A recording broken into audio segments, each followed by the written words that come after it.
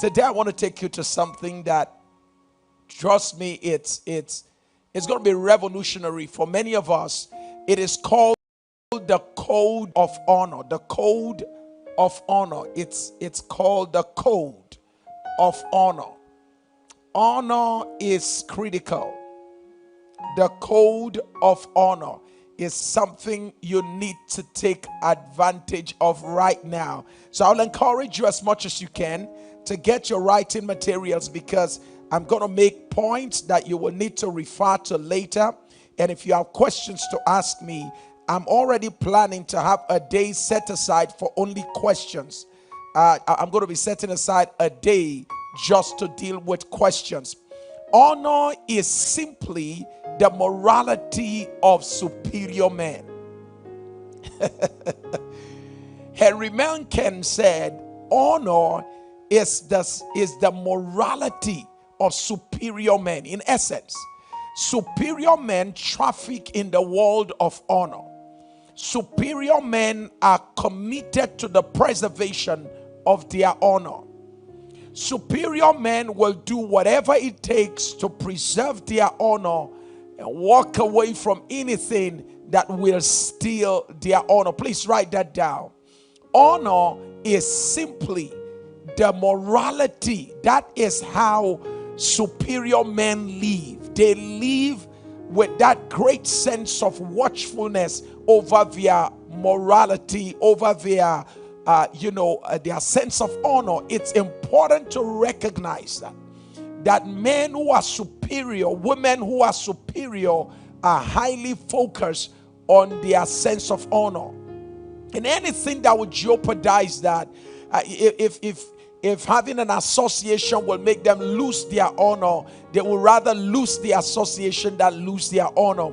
If making certain monies will make them lose their honor, they will rather lose the money than lose their honor. Now, don't ask me if such people are still alive today. They are called the remnant. There are some who are still committed. That's why it's a code.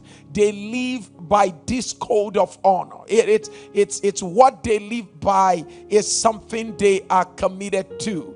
And I want to let you know today that if you will imbibe the code of honor into your life and into your relationship, whether you're single, you're married, business relationship, whatever kind of relationship it is, if the code of honor can power your relationship, your interactions, your interactions, if the code of honor can power that, you'll be amazed how much you will make out of relationships.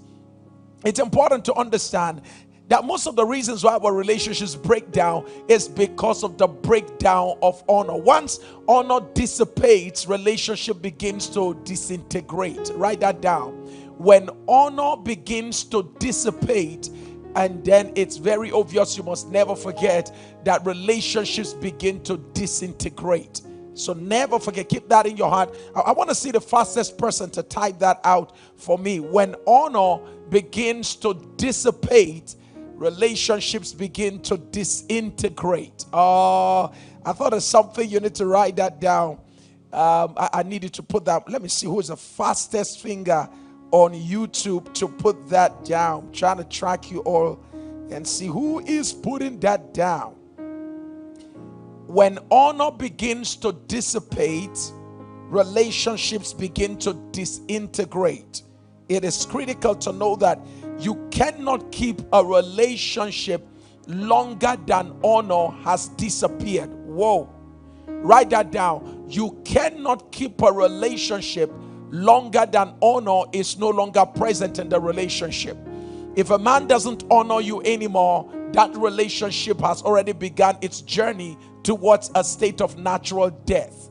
If a woman doesn't honor a man anymore, that relationship has begun a spiral downward direction towards a path of death. So you cannot continue a relationship longer than honor is present in that relationship. Once honor disappears, relationship begins to disintegrate. So don't forget that.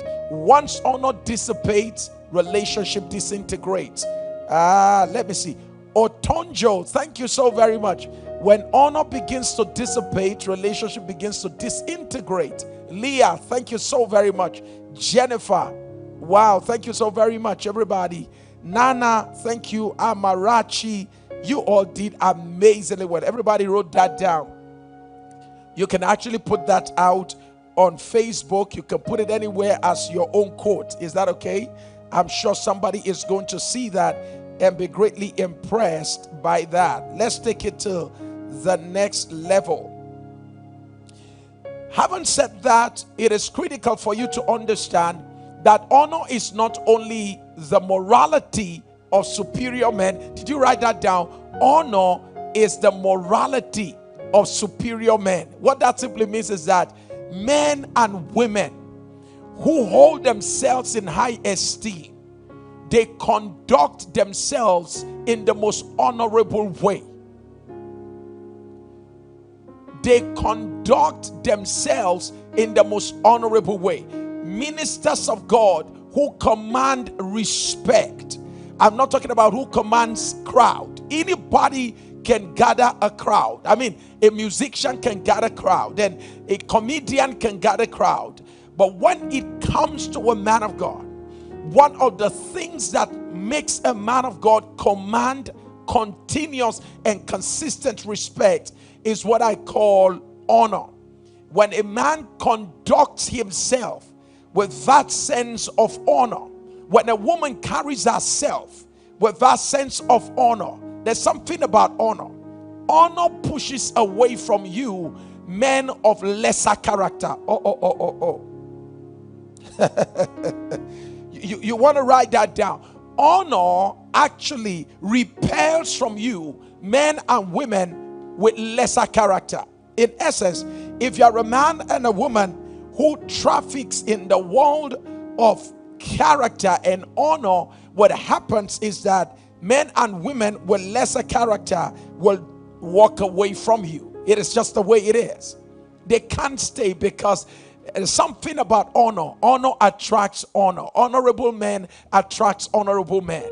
Honorable women attracts honorable women. It is a censoring tool, meaning that honor, when you walk with honor, it censors who comes into your space.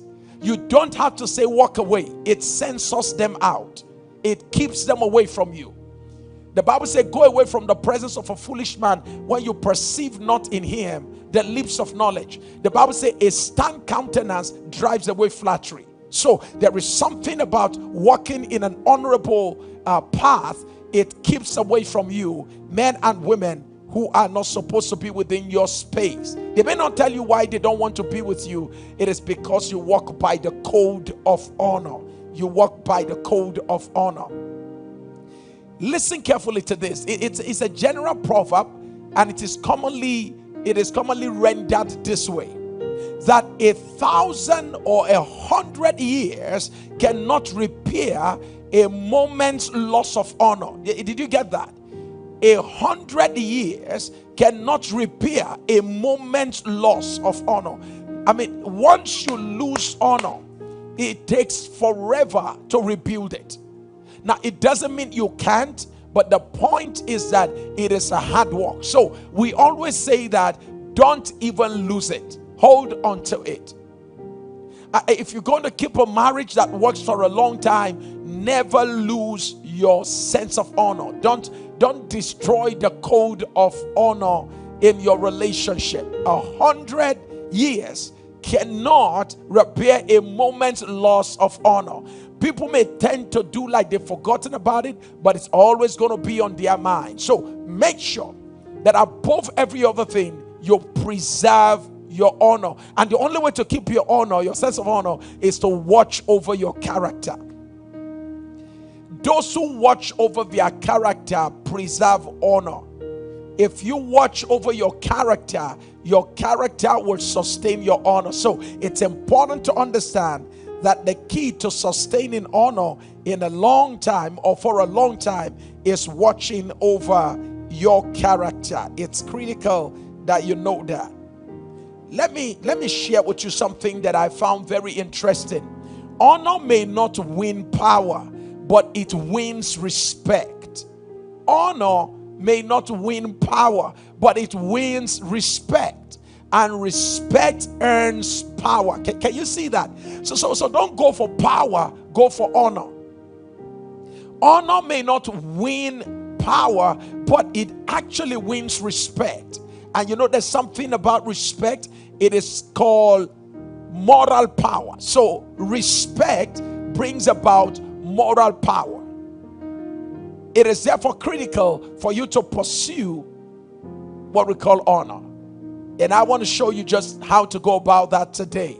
Because if you're going to keep your relationship as a husband, a wife, a single, you want to build qualitative relationship with your partners in business, in your workplace, you need to traffic by the code of honor. What is honor? Write this down. Honor for general purposes, no technical definition. Honor in simple layman's language. Honor is regarding and treating your partner with respect and admiration. Honor is nothing but simply regarding and treating your partner with respect and admiration. Making your partner know that the person is not an object to be related with, but a person to be adored. It is critical for you to understand that human beings are not tools. They are not props. They are not machines. Men are not machines. Men are not machines. Women are not tools to be used. On both sides, we commit this error. The men see women as machines, and so we treat them as machines. I mean, women see men as machines, and so, you know, I want this, I want that, I want that. So we treat the men as machines who don't deserve to be lubricated, cared for, who don't deserve to be taken good care of because they don't have emotions and all of that. So some women treat men like machines, not all women. And some men also, they treat women as props, as tools to be used, and not women, not persons to be loved. It's critical to understand that when it comes to honor, it is regarding and treating your partner with respect. Treating a human being with the kind of respect and admiration that the person deserves. When it comes to the code of honor, we are simply talking about recognizing, regarding, and treating what your partner values with great respect. See, honor is treating your partner with great respect. The code of honor takes it to the next level. It's not just about treating your partner with great respect. It's about recognizing, treating, and regarding what your partner values, and making sure that you give attention to that with great respect. So if you really want to operate by the code of honor, it is critical for you to know what your partner values, what your partner holds in high esteem. For instance, if your partner values hard work, it is part of the code of honor for you to make sure you respect hard work in that relationship.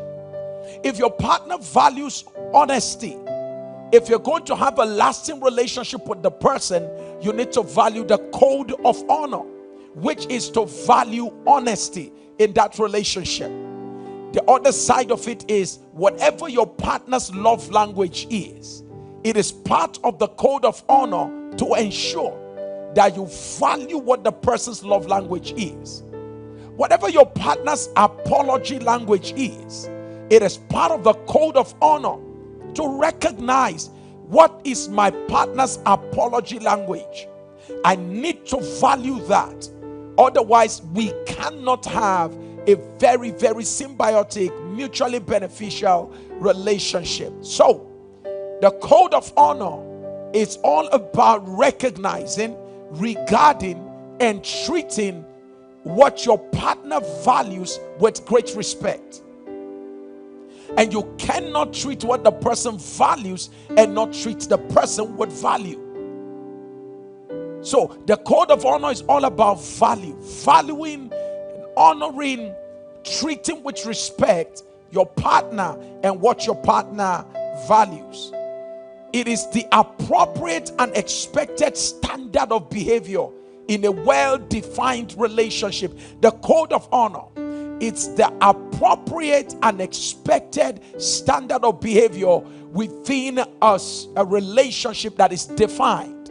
Meaning you are either courting, you are working together in an office, you are in a church together, you are in a business partnership, you are in a marriage relationship. In a well-defined relationship, there are usually appropriate and expected standards of behaviors. The sad part of it is this: most times our partners don't write it down. Therefore, it is critical that as you interact, you watch out for the unwritten but expected and appropriate standard of behavior. I'm sure you understand what I'm talking about. That there are some people that won't tell you that you need to carry that cup out of this place. But by how they behave when you keep it there, you know they don't like that cup to be there. They don't have to tell you for you to know that. It is an unwritten, expected, and appropriate standard of behavior in a well-defined relationship. And it communicates honor to the person who expects you to live by that unspoken or unwritten expected standard of behavior. It is critical that you also go. Listen, it's not everything you will be told. For instance, when you are traveling, you're traveling, say, from Nigeria. My first time of going to the United Kingdom some years back, as soon as I arrived in the United Kingdom, nobody told me. I noted that people were queuing. Now, nobody told me. No matter what it was like in my own country, we have sometimes the grace we just love on each other, so we don't need to follow the queue, but we're better now. There used to be some times in my country where you get tired of staying at the back, you move to the front. It's just like you're tired, so you just move to the front, and it doesn't matter who is in the front. You just come there. It's just, we get frustrated sometimes with staying back at the back. I mean, Nigeria know they carry last, so we don't like staying at the back. And so the challenge sometimes is that you find everybody trying to go to the front. So that's all right. So here's the game. I'm looking for a better way to actually, talk about the madness that used to exist in our country. When you meet us at the bus stop, we are all fighting like crabs to get into one single space. It's called crabology. When everybody is trying to get into a space, ultimately nobody gets there, and the one that gets there gets wounded before he gets there or she gets there. But that's no more. Nigeria is a better place now. We have a very orderly president, so that has brought some sense of order in the country. So here's the point. When I got to the United Kingdom, nobody told me. I just saw people lining up, and we call it sociological conformity. And as soon as I saw people lining up, I never knew that there is something in me that recognized order. So I lined up. I mean, I just aligned myself. Nobody told me to. I just observed. I just observe it. I just noted that there is an appropriate and expected standard of behavior in this environment. So no matter how boisterous I was, and no matter how restless we were in Nigeria, I saw lots of Nigerians who were restless on our way to London, who were restless trying to find their way into the plane. I noted when we came into the United Kingdom, everybody lost that sense of restlessness. We became highly organized. I never knew we had that potential until we got to London, and I just saw it just manifested, because listen, it is called environment.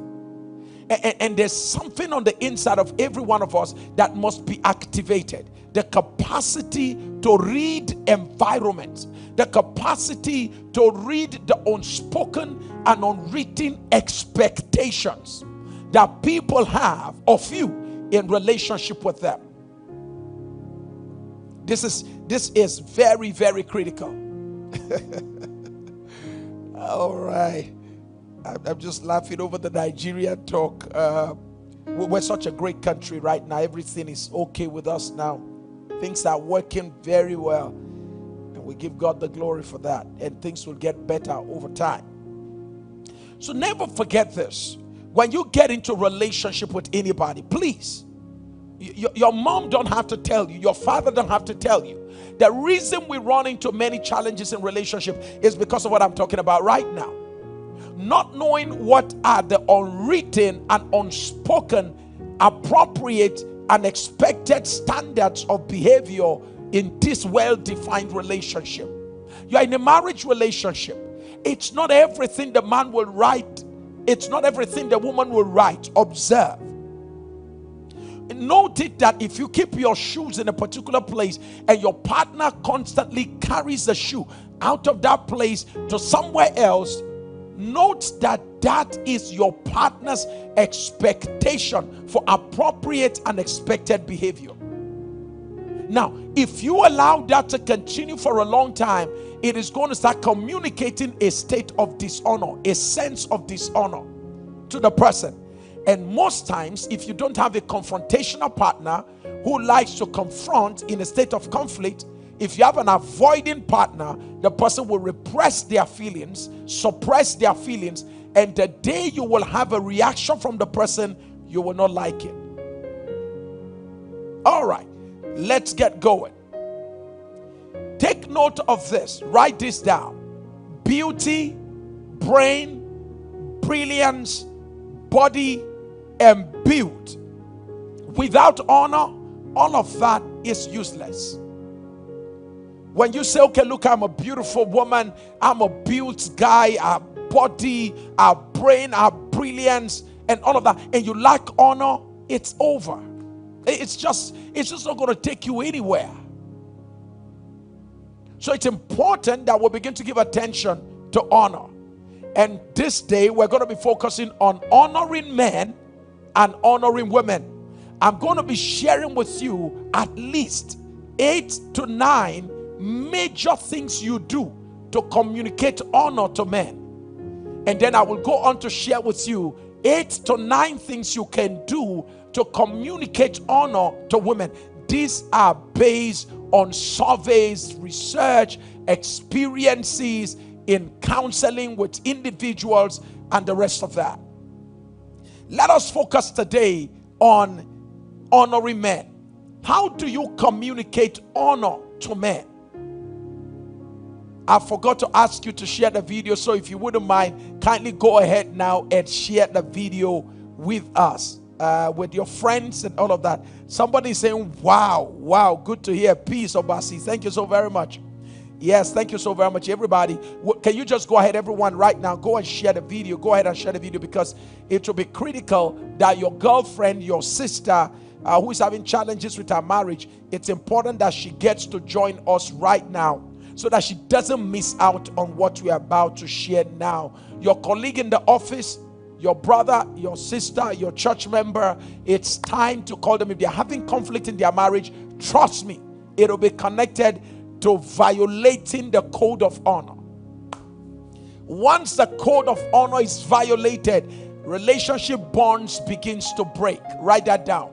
Once the code of honor, written or unwritten, spoken or unspoken, once the code of honor is being violated, a relationship will begin to disintegrate. It's critical that you know that. So what are some of the things that communicates honor to a man? As a woman, if you're relating with a man, there are few things you do that makes a man feel that you honor him. They are as much as 33 of them, but I'm going to condense them to about 9. The first of the 33, when it comes to honor code, the first of them that I want to share with you is what I put it this way: never interrupt him when he's speaking. Never interrupt a man when he is speaking. Please, if you're a woman, I don't care to know how stupid what he's saying is, let him finish his train of thoughts. There's no man that likes to be interrupted. No man. No man loves to be interrupted. So never forget that. one of the major ways to honor a man is to let him finish talking. Let him finish expressing his thoughts. Because sometimes men lay foundation to their final conclusion. So, if you are a woman and you are listening to a man and you hear the beginning of the story, you may think you understand where the man is going to. Midway, he can switch the conversation from the beginning and land in a different destination. The assumption that you know where he's going to land, they normally say, is the lowest form of knowledge. In actual fact, the book of Proverbs says, only a fool heareth a matter, speaketh on a matter before he even understands it. So, wisdom on your part as a woman requires that even when you are uncomfortable, let him finish his strain of thought. Let him express himself. If whilst the man is talking, there are things he's saying that you don't like, hey, have your phone, type those words or write it down. Try to calm your emotions. And in fact, it's wisdom on your part to think through what you are about to react to, so you do not escalate but de-escalate the tension that's already building. All right? So never forget this. One of the major ways to honor a man, one of the codes of honor, is letting a man finish his train of thoughts. Let him speak. Don't interrupt him. Even if he's talking nonsense, like sometimes we do. We think we know what we're saying, but we don't. And just allow us finish our stupid expression. Just let us and let us calm down. And sometimes the best thing to do is to absorb what you've heard and take time to think about how to respond. So never interrupt him when he's speaking. God bless you, Faith. She said, yes, sir, I will listen to my husband without interruption. Oh, God bless you for making such a decision now, Faith. Thank you so very much. You know what I love about you, this audience? What I love about you is the fact that people call me and say, sir, I just realized we have been messing up. I just realized it when you were speaking. And it's great to realize it. It's now important that you begin to put it into practice. That's where the change happens. You better call the men now and call the women. If you're a man watching, call the women to watch. You don't want another friend to run into problem in her marriage. And those of you who are relationship coaches who are watching me, because I understand quite a number of you relationship coaches who are watching and you are using this to also get material. God bless you. Go and use it to make money. Is that okay? I don't have a problem with that. But why don't you call some of the mentees, some of the people you are coaching? Why don't you get them? This may help you deal with some of the things that you're finding difficult to deal with. I'm speaking with you with over 20 years experience in these subjects that I'm talking about, with over 19 years of practice in my own marriage. So I'm not telling you what doesn't work. Never interrupt a man when he's speaking. Number 2, celebrate his efforts and results. This is a major code of honor that men don't play with. Celebrate his efforts and also celebrate his results. We always say it is only prostitutes that celebrate results and ignore efforts. A wife does not ignore efforts. She celebrates effort long before it produces results. I want to see the fastest person to type that out. So if you're going to be a great partner, you want to really build good relationship with men, it is critical for you to understand that you must learn to celebrate the man's effort long before it even begins to produce result. There's something about men. When we are working hard, we are studying your investment of encouragement. When we are working hard, don't think we have our head in the sand like ostriches. No, we are actually busy, but we are observing. Remember in the book of Ruth, the Bible makes us to understand that when Ruth came to sleep to cross the path of Boaz on the night that Naomi told her to go and cross his path, listen to what Boaz said. Boaz said, I've been observing you. You think I am just observing the farm? No, no, no. Boaz said, Ruth, I've been observing you, that whilst you are on the field, I noticed you were not playing with men like other girls were doing. In essence, I was observing you. Please, women, take note. Every man who is still going through the process, every man who is going through the pain, the crucible of pain, in order to emerge as a great success, he is watching your investment of encouragement. When a man is nothing, he is watching what you are doing, what you are saying. Let me say this to you. Jesus himself opened his mouth and said to his disciples, you are the ones who have been with me through my adversity. He said, I've prepared for you a kingdom. That is why in heaven, even though Paul was the greatest apostle, Paul does not have his name written on the foundations. No, only the 12. He came later. So it's important to understand that even Jesus valued those who were with him, even though they betrayed him towards the later part of his life. But he did not forget the years of investment, 3.5 years of being with him, of going out with him, going through the storm with him. Jesus said, because of that, the gates, the foundation, the walls of heaven will be named after you. Men don't forget women who make investment of encouragement in their lives when they were on their way up. Some men do, some irresponsible men do, but it is not a general expression of what men do. It is therefore critical for you to understand that it is part of the code of honor. A man will not tell you when he's going through hard moments, he's looking for money, he's trying to build a career. The man won't tell you that he needs your encouragement. As a married woman, the man won't tell you when he comes back home late. Listen, the man may come home making statements like, I'm so exhausted, I just want to go and sleep. Hey, ma'am, don't listen to that and then say, okay, please quickly go and sleep. Or okay, you can go and sleep. No. When a man says, I'm tired, he needs your sexual assistance. Because nothing rejuvenates the man to go back out there like your interaction with him. For two reasons: serotonin and oxytocin. They get secreted into the man, and the man is ready to go again. So when a man says, I'm tired, don't just tell him go and rest. No. You don't do that. You participate. You make an investment. If you can massage him, massage his body, if you can apply oils on him, whatever you can do, where is the investment of your encouragement in the life of your man who is working tirelessly to make sure things work?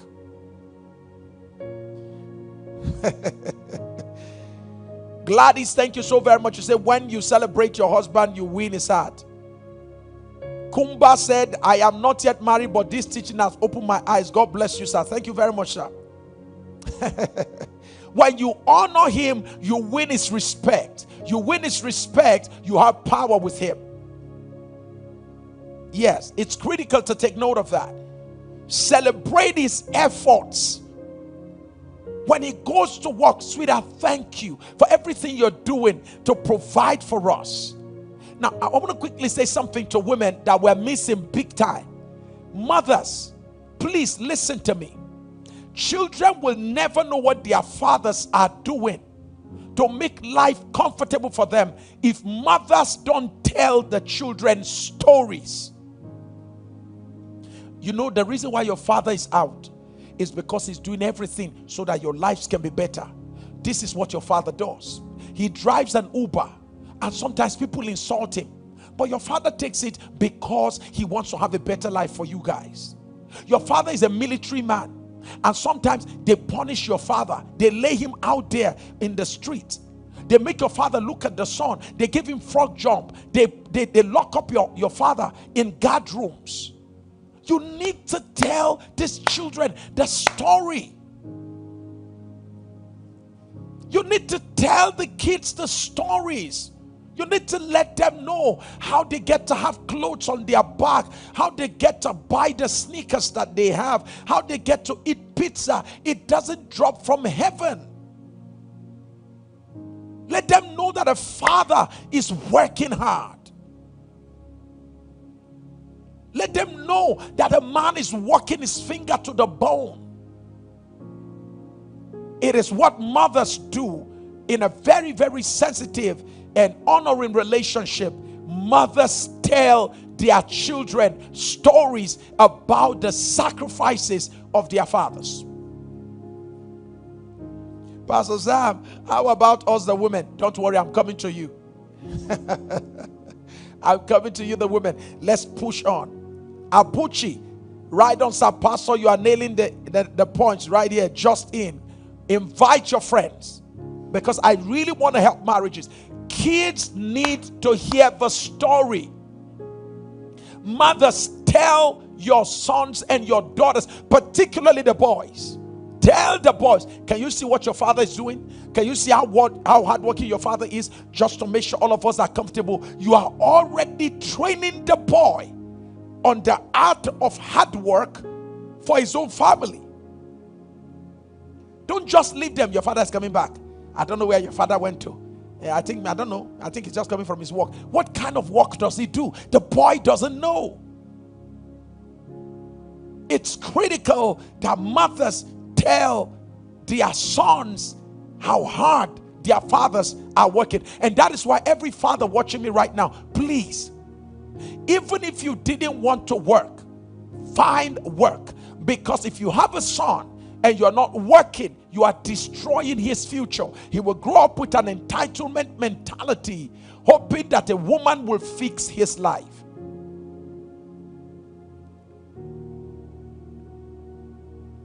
What is another? So number one, code of honor: never interrupt a man when he's speaking. I know you are a lawyer woman. I know you are highly trained as a public speaker. I know you are, you can talk, and I know that where you talk, men keep quiet. Hello, when you're married or you are in a relationship with a man, you shut up and let him finish his train of thought. Is that okay? You listen. You listen. Otherwise, you violate the code of honor, and the man is going to say, you better just walk away. And if you're married, you can lose your marriage because of that. So train your mouth to be quiet. You didn't hear what I know. It's not intuitive, it's counterintuitive. Train your mouth to be quiet when your mind is boiling. You don't have to speak because of the way you feel. Sometimes you close your mouth and allow how you feel to calm down so that you can think to speak.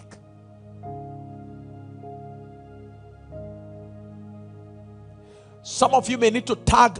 God bless you for doing that. Already I see some of you doing that. Why don't you tag 3 of your friends that need to hear what you're hearing now? Tag 3 of them. 3 of your friends who need to hear what we're hearing right now, or may need to watch it later. Tag 3 of them.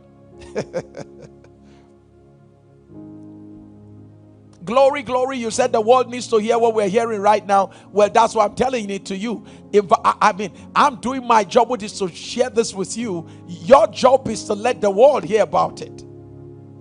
That's your job. Take interest in his interest. Another powerful code of honor. Take interest in your man's interest. You never lose a man if you take interest in his interest. Whether it's your husband to be, a colleague in the office, if you take interest in the interests of a man, you win the heart of a man. Why? Every man's heart is connected to his interest first, not his wife. Interest first. Why? The first thing a man was exposed to was work, not wife. A man doesn't need wife if a man doesn't have work. A man needs a wife because a man has work to do. She works the man who works the work. What did you say, Pastor Sam? The woman works the man who works the work. The woman is not to do the work for the man. She works on the man so the man can work on the work.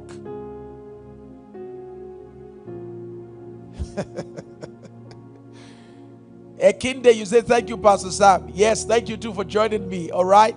Tag 3 of your friends. Tag 3 of your friends right now and tell them you need to hear this. All right. So never forget this. Check what interests a man and take interest in what interests him. You can never lose a man that you are connected to by interest. Did I just leave a powerful secret with you right now? You can never lose a man that you are connected to by interest. Once his interest becomes your obsession, his heart becomes your possession. Whoa! Did you hear that? Once his interest becomes your possession, your obsession, his heart becomes your possession. You can never love what he loves and not have him love you in return. Love his dog, you will be his God. I mean, just love his job, just take interest in his job, and then you will always get returns from his job. It's just the way it works. It's a code of honor that most men don't talk about.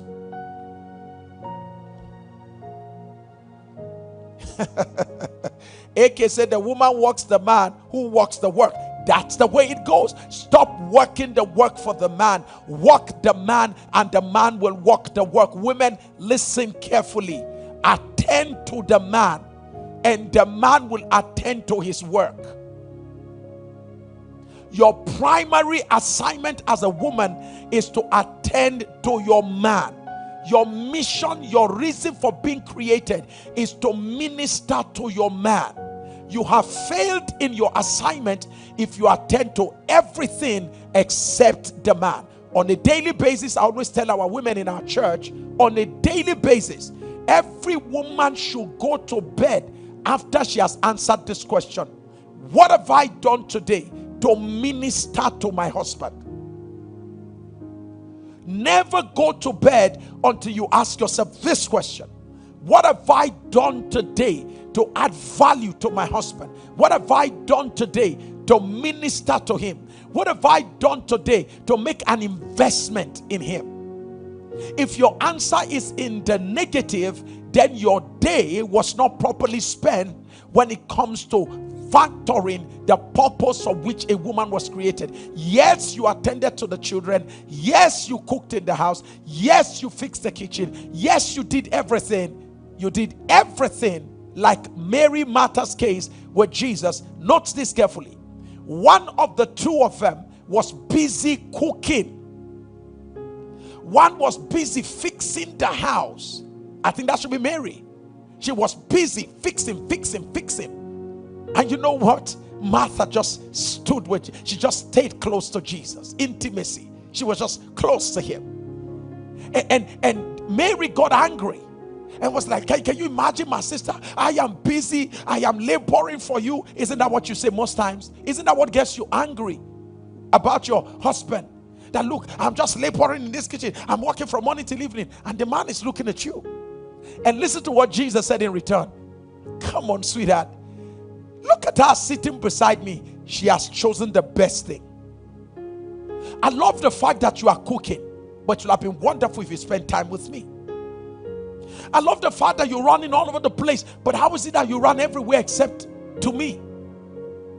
I love the fact that you fixed everything except fixing me. This is your primary assignment, but you've made it not only secondary, not tertiary, you've made it non-existent.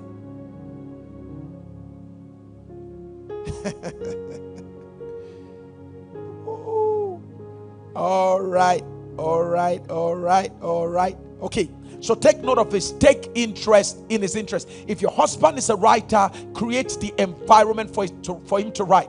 If your husband is a singer, create an environment for him to write songs and compose songs and put things together. Your job is to take interest. If your husband likes watching football, watch with him. I know you may not understand why people are throwing their legs all over the place, why matured men, it doesn't make sense to you as a woman, right? Why matured men, about 24 of them on a pitch, on a football, they're just running all over the place pursuing a little ball. I know it doesn't make sense to you, but it makes sense to your husband. All right. And if your husband likes boxing, and you, that looks too like violent for you as a woman. No, it excites your husband. You will just learn how to, watch Floyd Mayweather and watch the other guys, Joshua, they punch themselves, and bleed. It makes men feel good. Yeah. So if that's what your husband likes to watch, you got to find a way to connect with him on that frequency. You cannot ignore his interest and have him secure your heart. Number 4, never compare him to any other man. This is one of the most important code of honor you must never violate. Never compare your husband with another man. Never do that. Never attempt it. It will not help you. It will not build your relationship. It will not make your marriage work. Never compare your husband with another man. It's important. Your husband is exceptional. Your husband is unique. And all men are not the same. We have same qualities, we have same desires, but there are things that makes us to be exceptional. That is where our difference lies. No man likes to be compared. Not a bishop, not a pastor, not a lawyer, not a singer. No man likes to be compared. Number 5, code of honor you must not violate as a woman. Respect and submit to his leadership. All right, hear me now. Before women liberation comes in now, listen carefully to me. We're created equally but differently. In a house, God needs to hold somebody responsible for that house. So what God decided to do is to make the man to be the head, not the boss, not the controller of the house, so that God holds him responsible. So leadership and headship is about responsibility. And don't forget that only the man can occupy the position of headship. You can't have 2 heads, but we all, husband and wife, can carry out the function of leadership. I'm going to say that again. The husband and the wife can from time to time carry out the assignment of leadership, can function in the capacity of leaders. But when it comes to headship, it is reserved for the man. You cannot have 2 heads in a house. It can be delegated, but it cannot be usurped. You cannot take the place of the head of a house. Headship and leadership. The woman can function in the place of leadership in the home. When the husband is not around, she can function. In fact, there are moments when the man too will subscribe and submit to the leadership of the woman. There is nothing wrong with that. But headship, totally different. I hope this is getting across to you in a proper sense now. So never forget this. When it comes to headship, we can only have one head in a house. But when it comes to leadership, we can have both genders carry out the role of leadership in the house. So respect his headship and submit to it. Submit to it. There's a place for submitting to one another. The Bible recommends that. But when it comes to headship, as a woman, nothing makes a man feel that his position in the marriage is violated like a woman who is unwilling to submit to his headship. And don't forget that the way God did it is this. The Bible says God is the head of Christ, and Christ is the head of the man. All right? And the man is the head of the woman. You cannot break that spine. There is no conference anywhere in the world that can change the order. Headship is reserved. The headship of the family is reserved for the husband. The headship of the church is reserved for Christ. The headship of the world, the headship of creation is reserved to the Father. God is the head of Christ. Christ is the head of the church, and of the husband, and the husband is the head of the wife. So it's important to understand what we call this chain of command. There is no education that can change that structure. There is no United Nations anywhere that can change that. This is the biblical precedent for honor and for order. A violation of it will not be good for anyone. Because of my time, I need to move quickly. Take note of this, number 6. Think through before you speak to him. Think through before you speak to him. Never violate this code of interaction. It's a code of honor when you are talking to men. Think through before you talk. I understand that most times as women, you want to allow emotions to be a part of it. That's okay. But please, even when you are talking emotionally, let there be intelligence. So we call it now emotional intelligence. Is that okay? Let there be some intelligence to the expression of your emotions. Can I say that again? Let there be some intelligence to the expression of your emotions. Meaning, let there be some thinking to your feelings. When you want to express feelings, make sure that you sandwich it with some thinking. Think through before you speak. The reason is very clear. Once you speak to a man and the words drop, men are usually processors of words. He will want to think about the Greek meaning of your words, the Hebrew meaning of what you said. And what you said might just be very plain, very simple, no depth, no root. You didn't even think about it. Here's the problem. When you don't think about what you say, he's going to be thinking about what you said. The trouble is that in the place of thinking about what you said, a lot of damages can actually be effected. So, when you want to speak to the man, train yourself as a woman. Train yourself. I know this is counterintuitive to women. Train yourself to add thinking to your feeling. It's called emotional intelligence. Add some intelligence to your emotions. Don't break things because that's how you are feeling.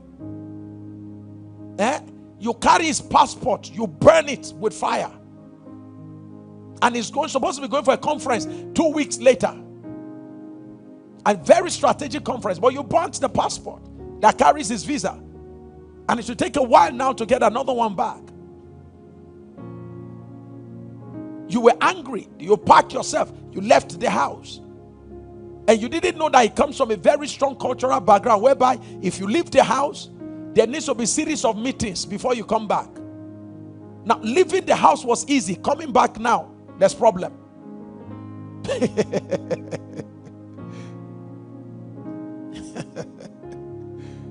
All right. Okay, so take note of this. Never compare him with another man. I shared that with you. And then the other thing I want to quickly share with you right away is to ensure that you think through before you speak to him.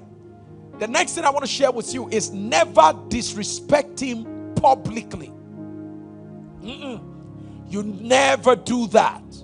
You never disrespect a man publicly. No matter what you feel, never disrespect him publicly. The repercussion you will not like. Even privately, never make him feel disrespected privately or publicly. Pastor Sam, some men are just grossly irresponsible. I understand that is an exception. It is not the rule. Most men are not. I know the ones you have met are grossly irresponsible, but all men are not grossly irresponsible. So I'm talking about the rule of engagement with responsible men.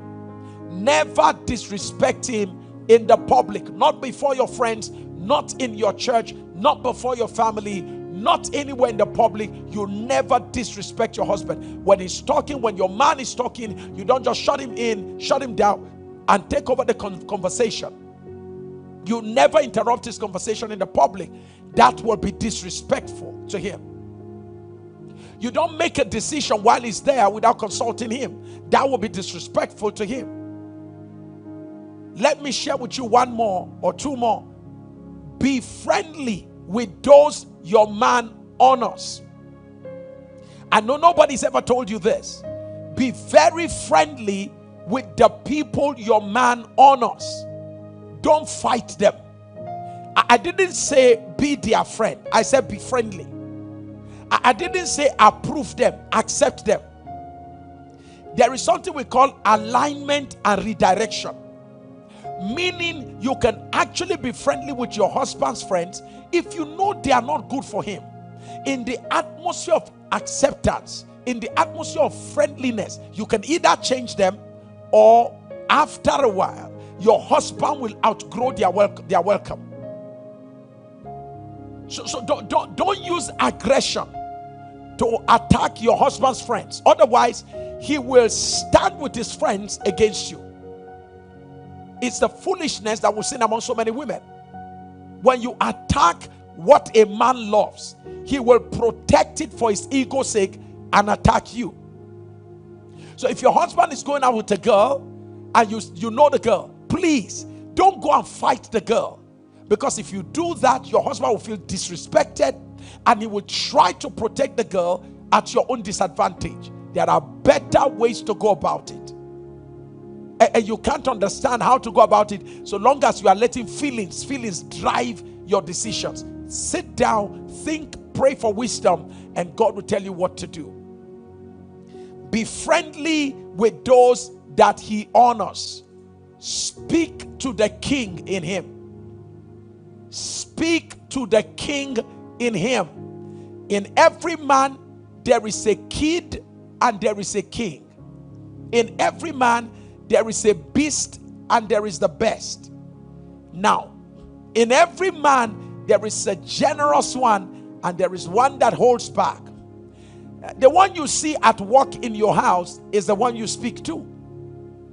Speak to the beast in him, you never get the best from him. And sometimes you never know how you speak to the beast in a man, because nobody's telling you. It is therefore critical for us to understand that in dealing with men, the code of honor is very important. Men get easily disrespected by women than women get disrespected by men. What disrespects a man or makes a man feel disrespected? A woman usually may not be easily disrespected by the same. It therefore behoves every woman watching to be very cautious in engaging your husband. These are by no means exhaustive. They are just some of the major ones that I can share with you right now. We're out of time, but I'm not out of word. Oh, Pastor Sam, how about the women? You got it right. Tomorrow, let's shake some tables. Women, today was my day talking to the guys, all right? Tomorrow, we're coming after them. So I'd like you to invite all of your friends and let's talk, and make sure you invite every man you care about. Tomorrow, I want to educate the men about how to interact with you using the code of honor. We want to make sure that the men learn how to relate with you women as you have learned how to relate to them today. Don't you think the world will be a better place where we all learn to respect and honor each other using the code of honor? Don't you think your marriage will be better, your relationship will be better? Don't you think that the breakup rates will reduce and the divorce rates will come down? I think so. And I look forward to catching up with you tomorrow as I continue on the code of honor. And tomorrow we're going to be talking about the 9 code of honor that women do not play with. Every wise man had better show up on this platform tomorrow so that we learn and not act foolishly as our fathers did. I love you so very much. And don't forget, at 5:50 a.m. West African time, what a time we had in God's presence today. 5:50 West African time, we'll be gathering together on this same platform tomorrow morning, West African time, past midnight in the United States. We're going to be gathering together for an unforgettable moment of prayer for your career, business, and financial turnarounds. If you have anybody that is sick, let them join us tomorrow. I love you so very much. I'll catch up bright and early with you. Bye-bye.